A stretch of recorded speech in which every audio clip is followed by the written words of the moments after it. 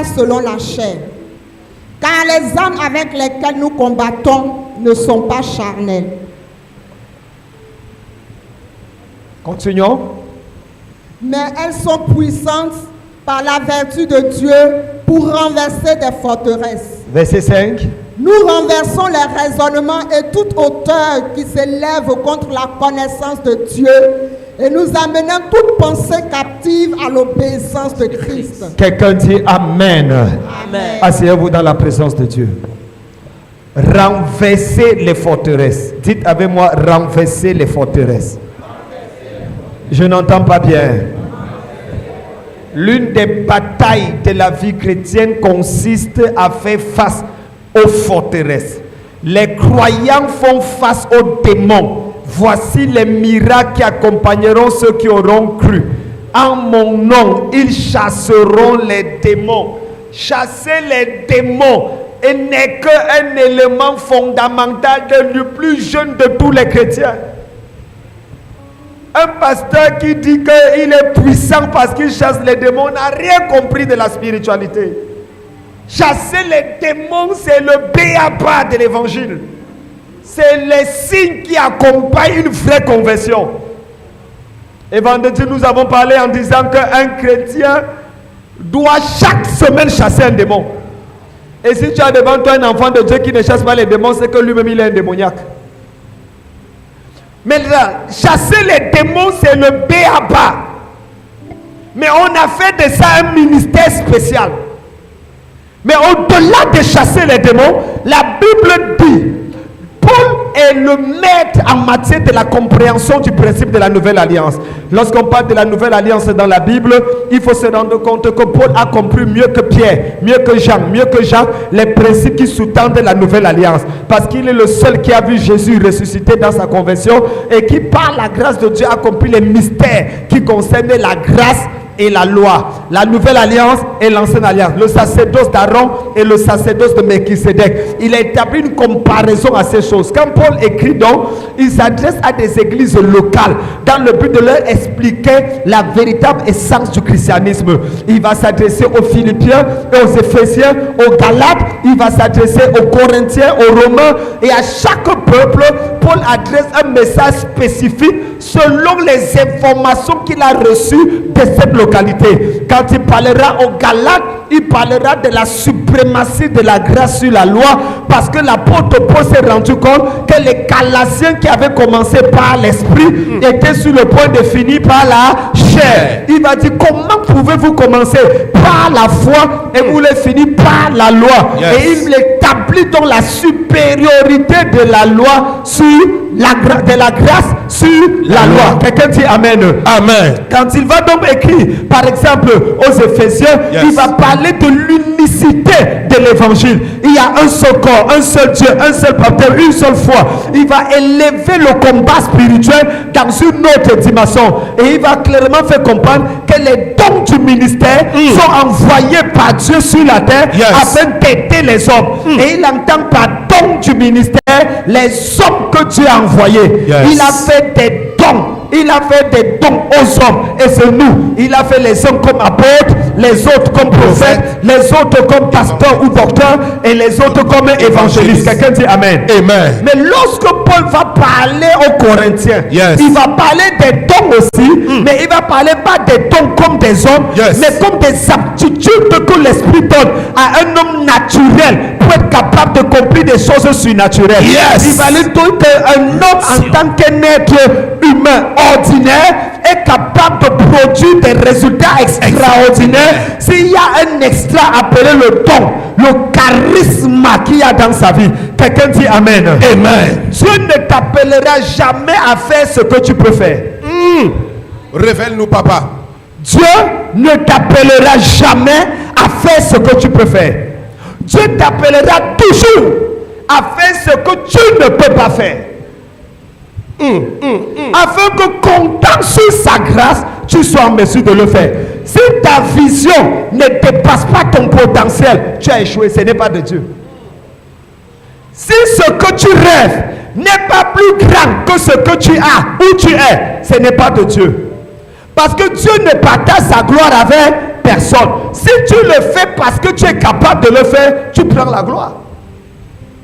Mais si tu arrives à le faire et que tu t'assois, tu dis, ah, j'ai fait comment pour faire ça? Parce que quand je me regarde, je ne vois pas la capacité de le faire. Ça veut dire que tu es prêt à avancer. Je prie pour quelqu'un ici là. Si tu dis Amen, Dieu te donne la capacité de faire ce que tu ne peux pas faire.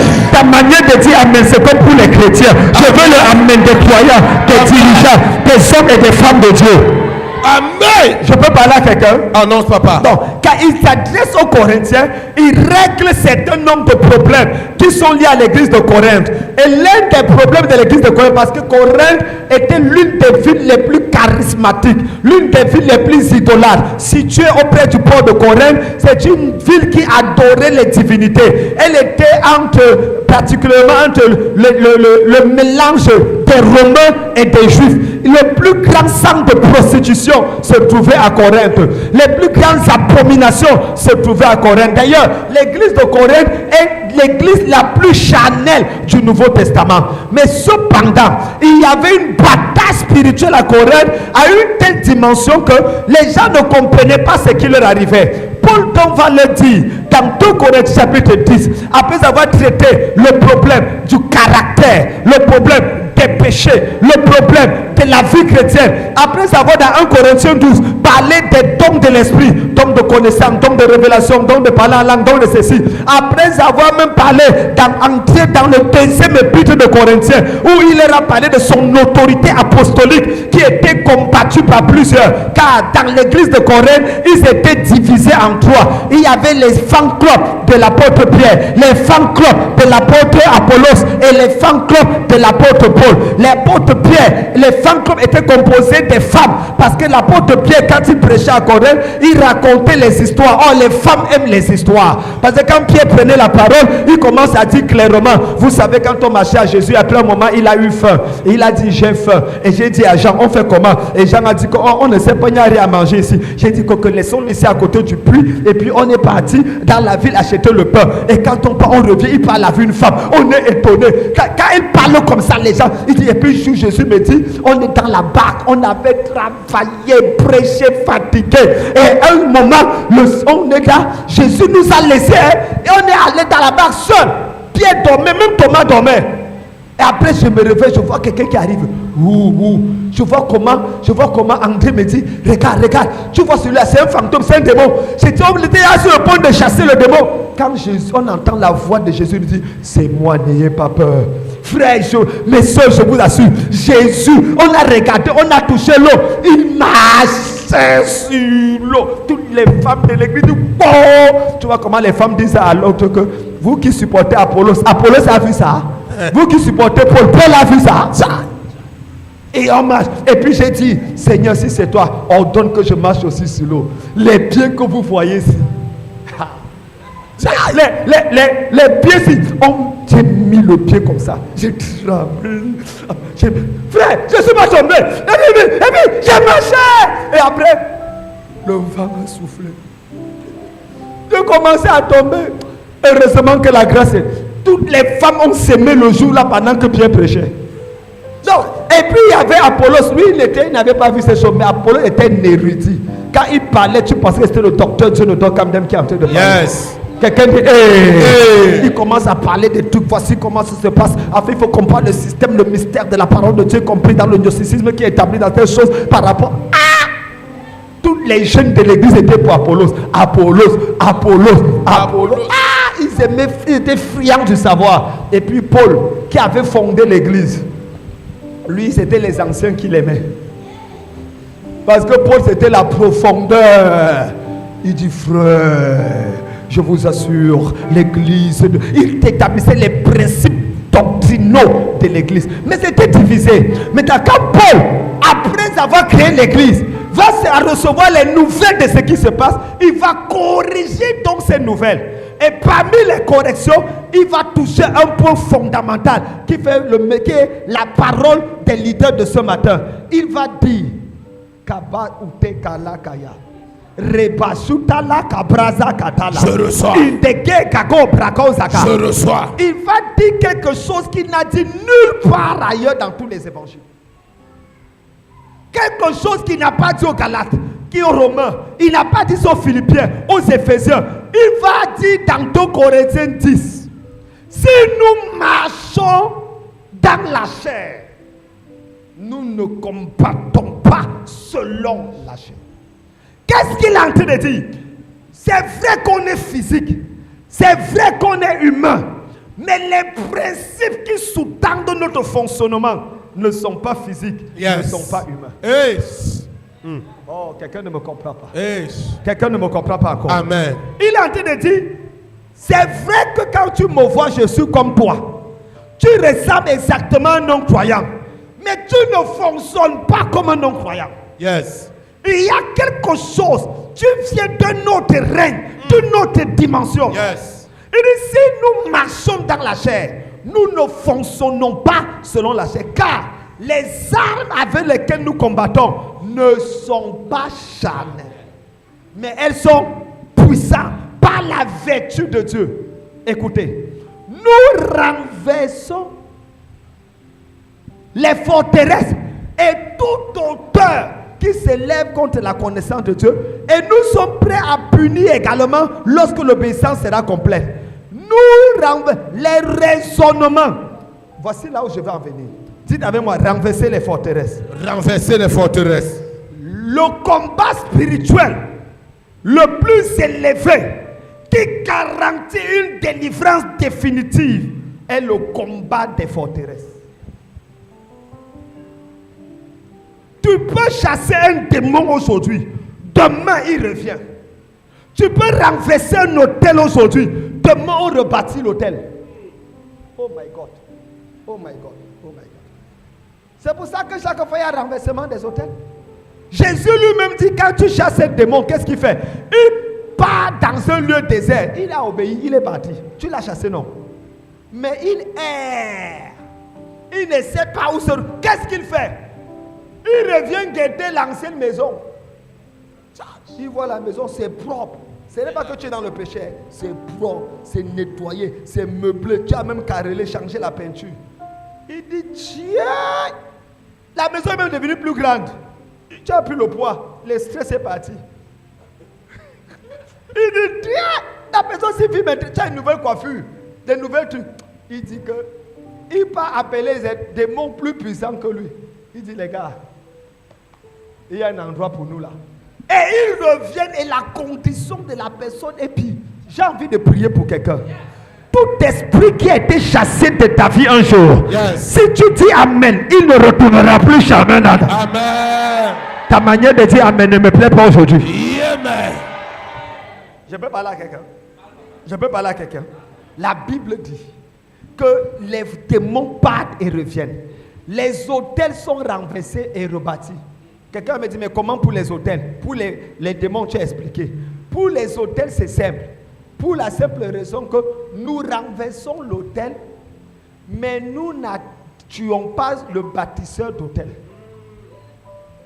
Aucun hôtel spirituel, même physique, ne se bâtit seul.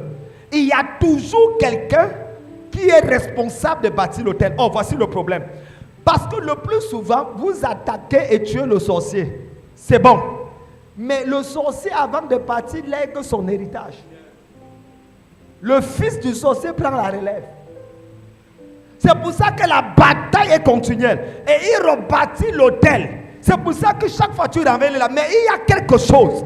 Quelqu'un s'est renversé, ça peut plus être rebâti. Ça s'appelle les forteresses. Hey. Quelqu'un dit avec moi les forteresses. Les forteresses. Maintenant, comment expliquer le combat spirituel du renversement des forteresses? Le mot forteresse vient du mot grec charouma. Charouma veut dire prison. Charouma veut dire château. C'est un château sous forme de prison. Ce sont des limitations placées pour empêcher certaines personnes de l'extérieur de pénétrer et ceux de l'intérieur de sortir. Est-ce que je parle à quelqu'un ici? Ça s'appelle forteresse. Quand il dit nous renversons les forteresses, il dit nous renversons les prisons, Sauf que dans le contexte que nous parlons, ce sont des prisons dans l'âme. Ce sont des forteresses dans la pensée. Ce ne sont pas les choses qui se trouvent à la Maca. Je vais vous expliquer tout à l'heure. Nous renversons les forteresses. Écoutez la suite. Il dit, tout raisonnement. Le mot raisonnement vient du mot grec logismo. Logismo. Et logismos parle de calcul, de logique, de rationalité. Voici ce que Paul dit maintenant. Si nous marchons dans la chair sur le plan physique, notre système de fonctionnement ne respecte pas les forteresses, la logique, les calculs des hommes. Notre manière d'être est différente. Et c'est pour ça que la foi intervient. Un homme naturel ou animal fonctionne avec les 6 sens. L'oreille, l'odorat, le goûter et tout ça. Mais l'homme spirituel fonctionne avec le 7e sens, la foi. Le 6e sens n'est pas pour les hommes spirituels. Le 7e sens est pour les hommes spirituels. C'est parce que j'ai cru que j'ai parlé. Nous aussi, nous croyons, c'est pourquoi nous parlons. Quelqu'un n'a pas dit Amen.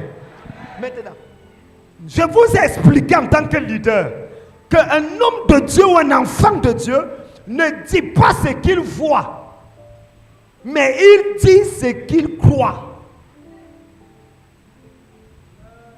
Yes. Un enfant de Dieu ne dit pas ce qu'il voit. Il ne dit pas ce qu'il ressent. Il dit ce qu'il croit. C'est pour ça qu'il est écrit dans la Bible que le pauvre dise, je suis riche. Que le faible dise, je suis fort. Car Dieu a fait pour moi de grandes choses. Peut-être je ne les vois pas. Peut-être tu ne les vois pas. Mais je ne fonctionne pas avec ce que je vois. Je fonctionne avec ce que je crois. Dites avec moi les forteresses. Les forteresses. Laissez-moi maintenant dégager et renverser. On ne renverse pas, on chasse les démons au nom de Jésus. On renverse, on détruit les autels par le sacrifice. Mais on renverse les forteresses par la folie. On chasse les démons par le nom de Jésus.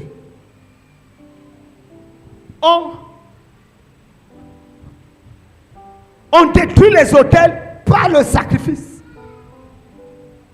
On renverse les forteresses par la folie. Je peux m'expliquer? Nous renversons les forteresses. Les forteresses dans le sens où je vous parle, c'est le système de pensée qui naturellement acquis par nos expériences ou par ce que le monde nous présente ont délimité et défini notre façon de voir les choses. Ont délimité et défini notre manière de voir les choses. Dans le système économique du monde, plus j'épargne, plus je suis riche. C'est vrai ou c'est faux? Dans le système économique de Dieu, plus je donne, plus je suis riche. Yes. C'est pour ça que beaucoup de pasteurs sont les plus pauvres. Vérité. Parce qu'ils ne donnent jamais. Ils ne donnent pas offrande, ils ne donnent pas dîme, ils ne s'aiment pas. Jésus dit, il n'y a plus de bonheur à donner qu'à recevoir. Oh, frère, soyons honnêtes. Dans le monde naturel, il y a plus de bonheur à faire quoi? À recevoir. À recevoir. Mon ami, on te donne 100 000 là. Le sourire, regarde, quand il dit 100 000, le sourire est venu sur son visage seulement. Yes. On te donne une. Maintenant, je vais te gifler. Le visage s'attache. Je n'étais même pas encore giflé. Mais le simple fait d'avoir coûté 100 000, 1 million, 2 millions, même si tu partais faire les problèmes à la personne, c'est fini. Tu commences à dire que bon. Tu sais, il y a les gens dehors qui ne veulent pas qu'on s'entende. Les gens sont méchants. Juste parce que tu as entendu qu'il y a 1-2 millions qui t'attendent là. C'est vrai ou c'est faux? Vérité, papa. Même si la personne t'a fait quoi? Tu viens dire que, tu sais, le Seigneur a dit de pardonner. Il n'y a aucun problème qui n'a pas de solution.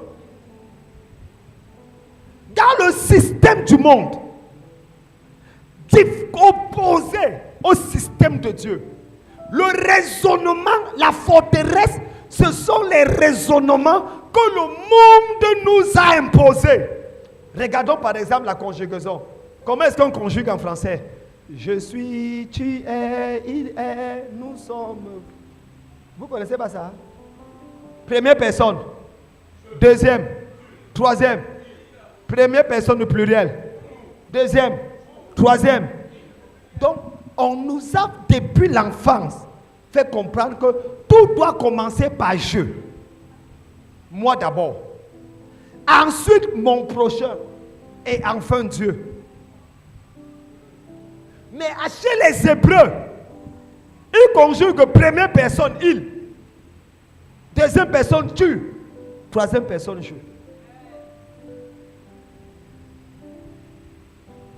Dieu d'abord, mon prochain ensuite, et moi en dernière position.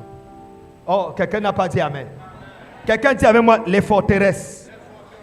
Dis renverser les forteresses par la folie. Dis-le fort. Tant que tu fonctionnes avec Dieu de manière normale, tu fonctionnes avec le diable. C'est ça le paradoxe. C'est que les gens du monde ont compris que plus on est méchant, plus on prospère. Et les gars ils ont le doctorat en méchanceté. Ils le savent et ils ne blaguent pas avec ça. Mais toi, tu sais que pour fonctionner avec Dieu, il faut être bon. Au lieu d'avoir le doctorat, tu veux faire un pied. Ça ne marche pas. Ça ne marche pas. Tout doit être dans quelque part. Prenons le cas. Je vous cite 4 exemples et je m'arrête. Abraham. Quelqu'un dit Abraham. Dis avec moi Abraham. Est-ce que vous savez que j'ai attrapé d'abord la femme qui avait rendu Sarah stérile? Oui. Je l'ai attrapé dans la Bible.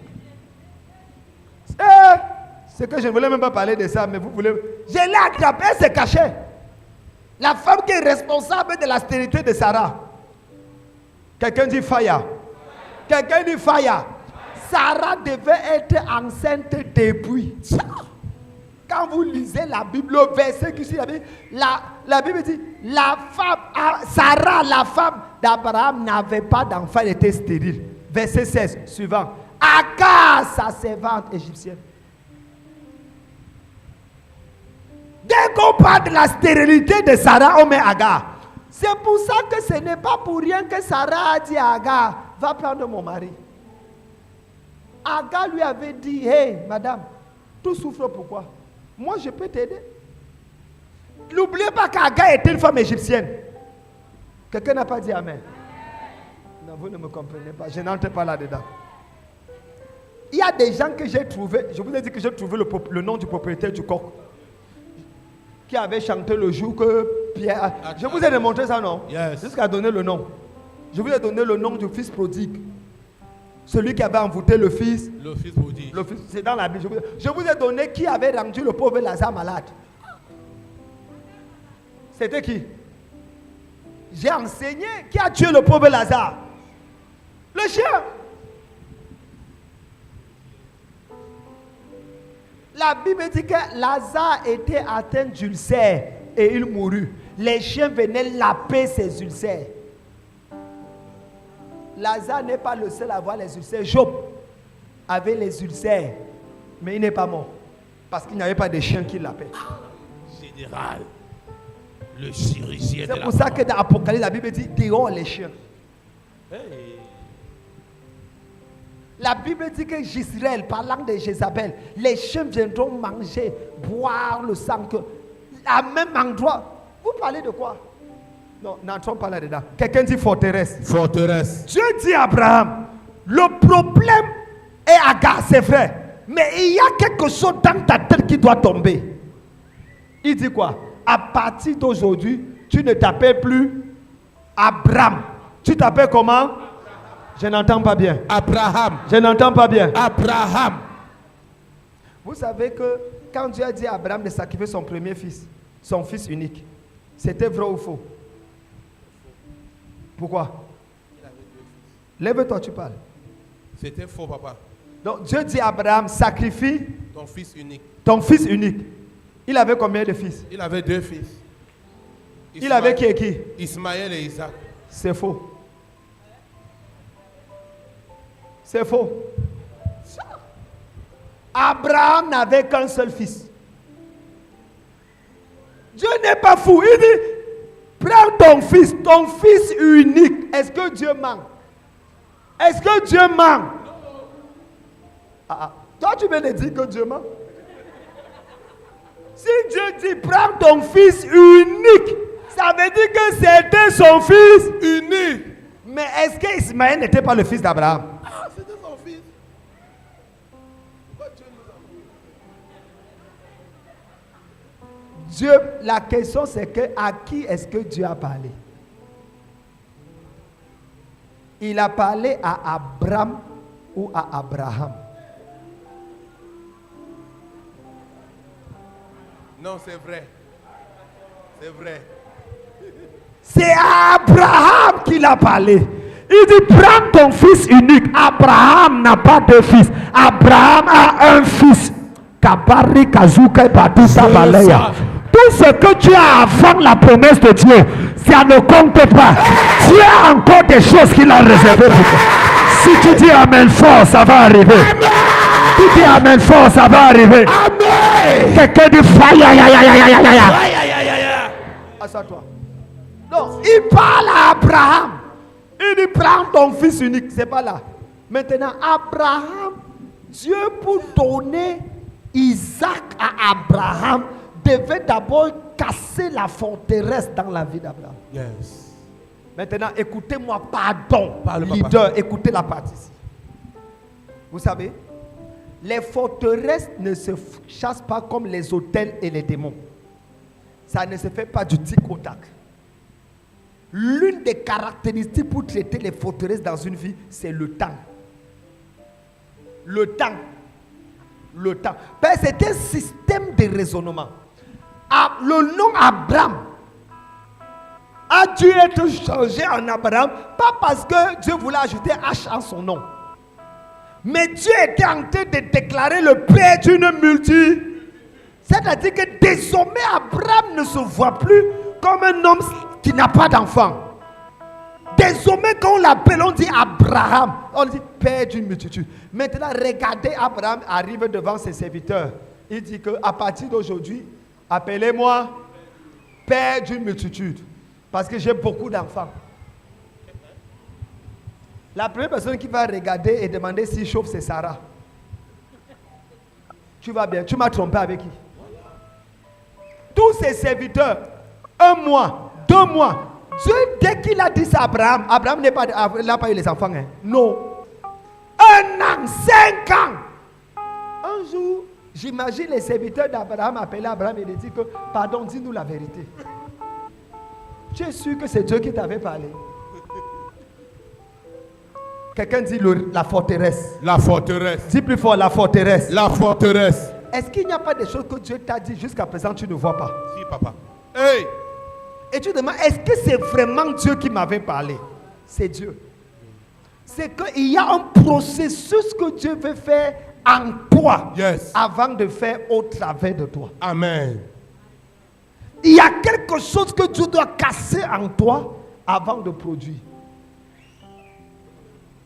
La Bible dit, lorsque les temps furent accomplis, je veux clôturer avec les forteresses. Quelqu'un dit les forteresses. Oh my God. L'une des images les plus importantes des forteresses, c'est Jéricho. La bataille de... Nous avons eu le temps d'expliquer ici. Est-ce que ce n'est pas...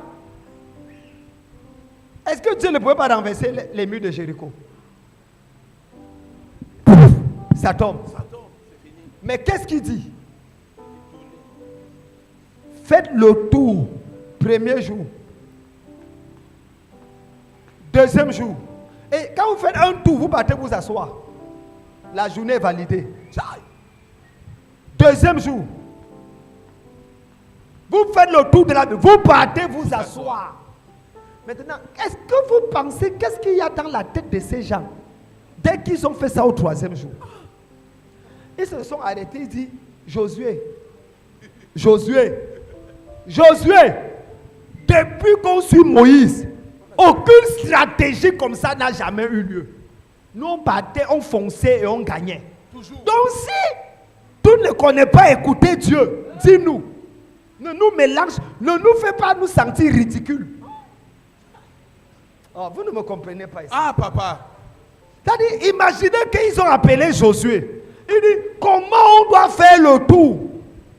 Vous savez ce que j'ai contre les gens qui font les batailles de Jéricho? Dis-nous, papa. Ils nous amènent à prier pour rien. Dans la destruction des murs de Jéricho, ils seraient là à prier quand? Ils ont prié quand? Nulle part. Pourquoi on fait bataille de Jéricho? On prie quoi? Il dit contourner et sonner de la trompe. Contourner. Premier tour, deuxième tour, troisième. Parce que les forteresses de l'extérieur qui doivent tomber doivent d'abord être tombées par les forteresses de l'intérieur. Il faut que je renverse ma part. Dans le système de fonctionnement, voici comment on agissait. 5e jour, numéro 2. Qu'est-ce que les habitants de Jéricho pensaient? Les gars là sont fous.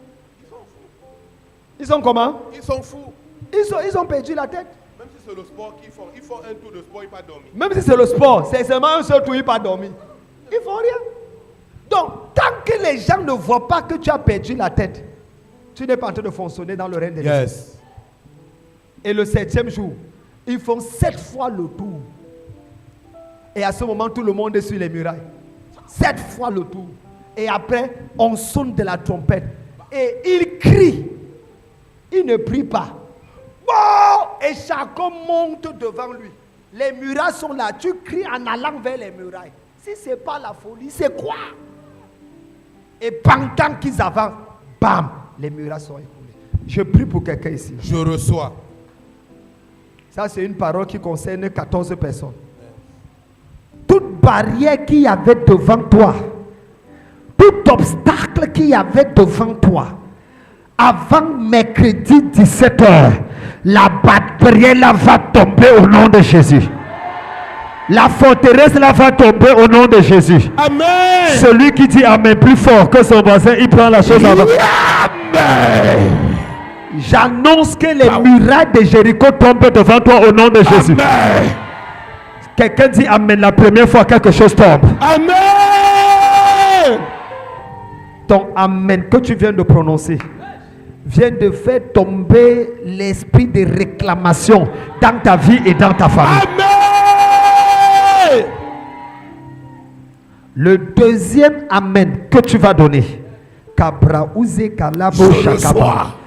Écoutez, c'est quelqu'un dit la folie. La folie.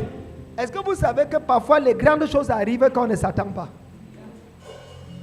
N'attends pas quelque chose de spécial. La manière que nous avons eu le terrain de l'église ici, il n'y avait pas une prière spéciale. Il n'y avait pas un programme spécial. Il n'y avait pas cotisation. Spécial. Oh, j'entends Dieu dire, va aider dans telle chose. Je prends l'avion. Je vous avais laissé ici, là, on avait il y avait action de grâce. C'est-à-dire le moment où le compte pasteur ne sort de son église. Le dimanche, c'est notre dimanche, une fois par an. Dimanche d'action de grâce pour récupérer tout. J'ai appelé l'évêque sans cesse. J'ai dit que toi qui fais action de grâce, il dit papa, quand tu n'es pas là, on ne donne pas bien. J'ai dit je m'en fous, Dieu m'a envoyé quelque part. Et je partais au Bénin, dans un village que je ne suis jamais parti, mon frère. Tu fais ta part avec ma soutane. Tout. Je ne savais rien. Le prophète Sémini me dit, papa, toi, tout est normal. Tu recommences les mêmes folies que tu faisais avec eux. J'ai dit, laisse. La folie renverse les forteresses. Yes. Parfois, quand tu fais sans rien attendre, c'est là où Dieu te surprend. Vérité, papa. Quelqu'un n'a pas dit Amen. Amen, papa. Et quand on va à la fin, quelqu'un me dit, je peux faire quoi pour toi? Je peux faire quoi pour toi? Mon frère, j'aurais pu dire que j'ai besoin d'une voiture. J'aurais pu dire que j'ai... Non, il dit que j'ai un endroit où je paie 1 million par mois. On payait combien à... 1 million. Hein? 1 million 500 par mois. Il dit que, et on avait déjà combien de dettes d'aéré? On avait combien de dettes? 6 mois comme ça. 6 mois d'aéré. On arrive à payer. J'ai dit que si je peux avoir un endroit, je déménage. Il dit que ok, on arrive à Abidjan. Il dit voilà là-bas, voilà là-bas, voilà là-bas, voilà. Je dis non, voilà là-bas, voilà. Quand je suis arrivé ici, je regarde. C'est ici l'endroit. Hey! Le terrain était comme ça. J'étais avec la révérende Dago. Quand j'ai appelé mes anciens ici, quand ils sont venus ici là, il a dit que cette année, si on commence les cultes ici. Donc j'avais la foi, mais j'étais aussi un peu. Parce que je voyais les dettes de l'autre côté. Quelqu'un dit faille. Parfois, Fire. Dieu te met une pression pour t'amener quelque part. Vérité, Ta papa. manière de dire amen ne me plaît pas. Amen. Parfois, il y a des choses que Dieu met sur ta route pour te pousser à entrer dans ta destinée. Vérité, papa. Celui qui lève la main et dit amen, il entre dans sa destinée. Amen. Quand on était arrivé, on est arrivé ici là. Les anciens. Non, attends, les anciens sont venus 100 mois après. Hein? Vous êtes fait? Vous êtes venus? On est venus ensemble. Et après, vous êtes encore venus. Quand ils sont venus, ils ont demandé à l'autre que, mais papa dit que qu'on fait le culte ici, là, cette année. C'est vrai ou c'est faux ce que j'ai dit? Hein? On était venus pour prier ici. Il n'y avait rien. Ils ont mis à détruire, c'est-à-dire on ne doit rien faire ici. On a commencé à prier, on a commencé nous-mêmes à paniquer. On dit appeler papa. Il était en voyage. Après qu'on soit venu, on a mis à détruire, à démolir. Oh! J'ai perdu beaucoup d'anciens. J'ai perdu des dirigeants. On a perdu, on n'a pas perdu. Et puis c'était les sponsors de l'église même. C'est vrai ou c'est faux? Il y a des gens ceux qui ont compté, les directeurs, les machins. Il dit que le petit garçon là compte sur nous pour construire l'église. Le Seigneur m'affecte dans une autre église, ce qui est déjà construit. Mais on est venu. Quelqu'un dit amen. Amen. Et voilà qu'en moins d'un temps.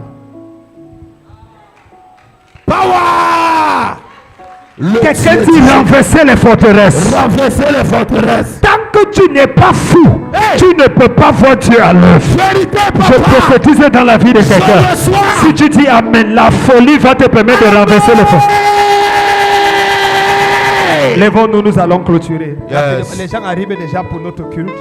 Très rapidement, lève tes mains, dis Seigneur. Hosanna, Hosanna, Hosanna.